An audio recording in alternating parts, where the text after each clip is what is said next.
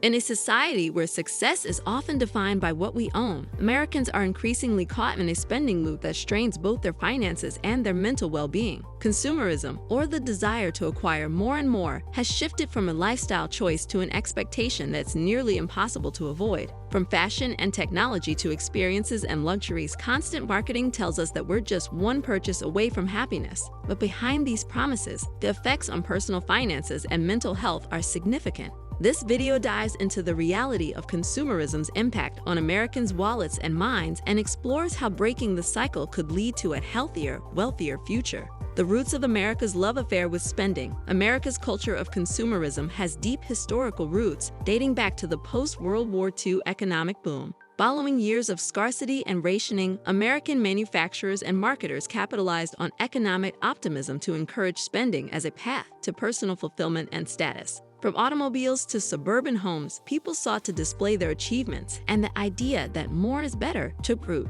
This early consumer culture laid the groundwork for today's spending habits, where purchasing isn't just about need, but about expressing identity and success. Fast forward to today, and the pressure to consume is even stronger. On average, Americans encounter thousands of ads each day across billboards, TV, online platforms, and social media, all promoting a consumer lifestyle. Each ad works subtly to reinforce the idea that happiness and status can be bought. The result is a culture where shopping is no longer seen as a necessity, but as a means of self-expression and entertainment. And yet, while this encourages economic activity, it also pushes many people to live beyond their means, leading to financial and mental strain that affects both individuals and families. Debt and overspending. The American consumer lifestyle comes with a high price tag. With every purchase, Americans are increasingly relying on credit, leading to a rising tide of debt that has become difficult to manage. The Federal Reserve reports that American households now carry an average credit card debt of over $7,000, and this figure doesn't even include student loans, auto loans, or mortgages.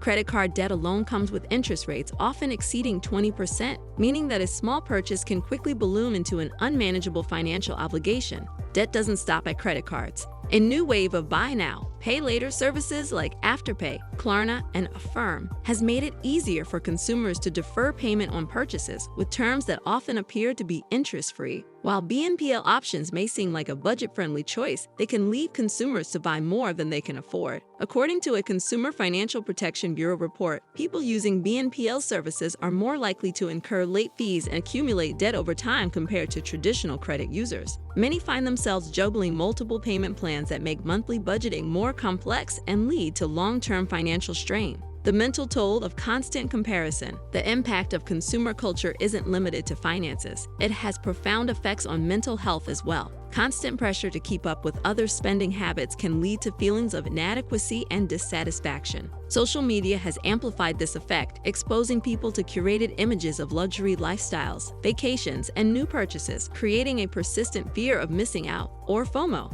Studies show that individuals who frequently compare themselves to others online are more likely to experience anxiety and depression. This cycle of comparison and dissatisfaction becomes self-perpetuating. When people see others buying luxury goods or enjoying lavish experiences, it can trigger a desire to match those perceived standards, leading to impulsive purchases and eventually financial regret. A study by the American Psychological Association highlights that FOMO-driven spending has become a significant factor in consumer behavior, especially among younger adults. The pressure to maintain appearances, coupled with financial strain, creates a mental burden that can detract from overall well-being, making consumerism an emotionally taxing lifestyle. Social media and the trap of FOMO. Social media's role in consumerism cannot be overstated. Platforms like Instagram and TikTok have transformed advertising, enabling brands and influencers to reach potential buyers instantly. Influencers showcase their daily lives, complete with new outfits, gadgets, and trips, presenting a polished version of reality that's difficult to ignore.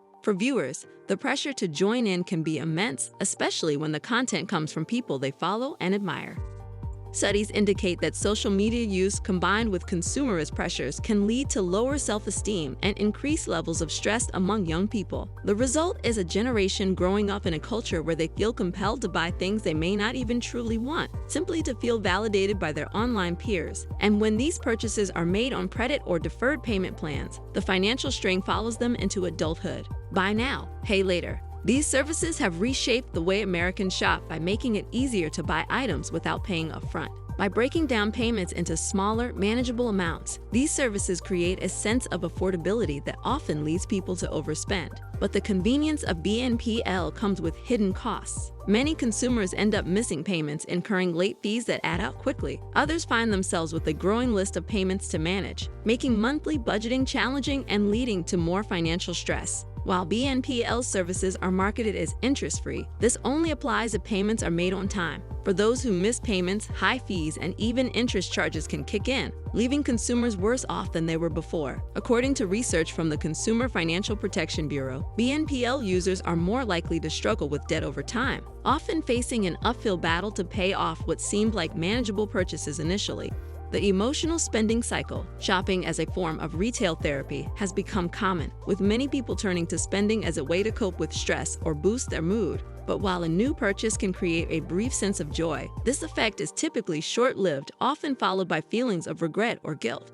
Studies show that this pattern of emotional spending can become a cycle, where people buy things to feel better, only to face financial and emotional fallout afterward. Over time, retail therapy can evolve into a habit that's both financially and emotionally draining. As debt builds, so does financial stress, and the initial feel-good moment of the purchase fades. The cycle is hard to break, especially when consumer culture reinforces the idea that buying new items will improve happiness or self-worth. Many find themselves trapped in this pattern, where shopping temporarily eases stress but ultimately leads to a heavier emotional and financial load. Breaking free from the cycle of consumerism. While the pressure to consume is strong, breaking free from this cycle is possible through mindful practices and conscious spending habits. One of the most effective strategies is creating and sticking to a budget, which allows individuals to see exactly where their money goes and helps avoid unnecessary expenses. For those struggling with consumer pressures, focusing on personal values and needs over social pressures can make a significant difference. Practicing gratitude for what you already have shifts the focus from wanting more to appreciating what you have, fostering a healthier relationship with money and material possessions.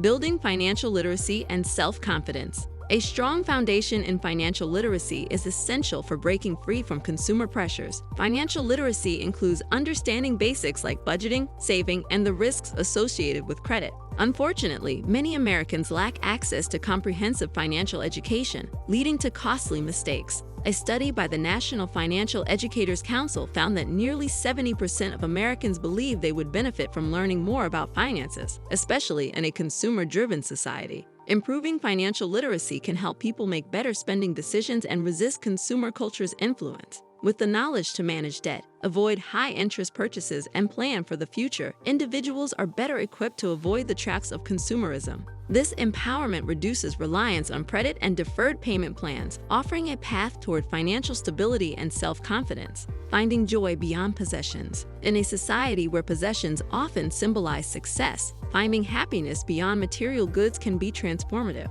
Studies show that people who prioritize experiences, relationships, and personal growth tend to have higher levels of happiness than those who focus on accumulating material items. Engaging in activities that bring fulfillment, such as learning a new skill, spending time with loved ones, or volunteering, can provide a lasting sense of satisfaction that material goods simply can't offer. Shifting focus from possessions to experiences allows people to find meaning in things that don't come with a price tag. This perspective not only fosters a healthier approach to spending, but also promotes mental well-being by reducing the constant need to keep up with consumer trends. Embracing simplicity and contentment over consumption creates a life centered on values rather than purchases, leading to long-term happiness and financial freedom. If you found this video helpful, make sure to hit that like button, subscribe to our channel, and ring the notification bell. By subscribing us, you'll stay updated with more tips and deep dives into building financial freedom and achieving a balanced life. Thanks for watching, and we'll see you in the next one.